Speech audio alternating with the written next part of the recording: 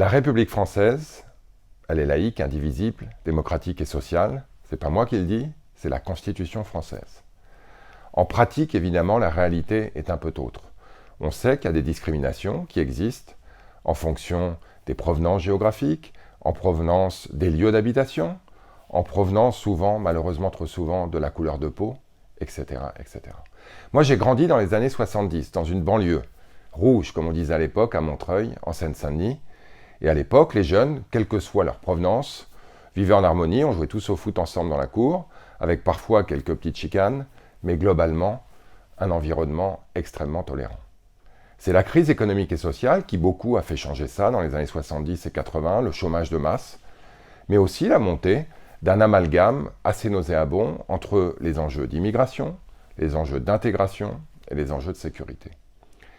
Il est donc temps d'embrasser à pleine main, si je puis dire, ces défis, de mesurer davantage qu'on l'a fait dans le passé, les discriminations réelles qui affectent encore des jeunes et des moins jeunes dans l'accès au logement, à l'emploi, aux protections sociales, à la mobilité. Et de le faire de manière systématique, via des politiques de testing, ou via même, pourquoi pas, des politiques de mesure des statistiques dites ethniques. Il faut aussi mettre le paquet sur les politiques d'intégration économique et sociale, parce que souvent, c'est l'intégration économique et sociale qui pêche et qui conduit à des discriminations effectives. La formation professionnelle, la qualification, la reconnaissance des qualifications de certains immigrés qui arrivent de l'étranger, parfois bordés d'expérience, bardés de diplômes, mais pour lesquels la reconnaissance dans le système français est différente.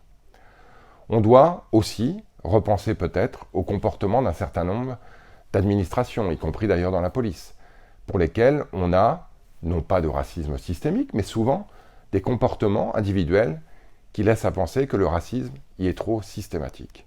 Et donc la formation des fonctionnaires de police doit être faite de manière extrêmement ambitieuse.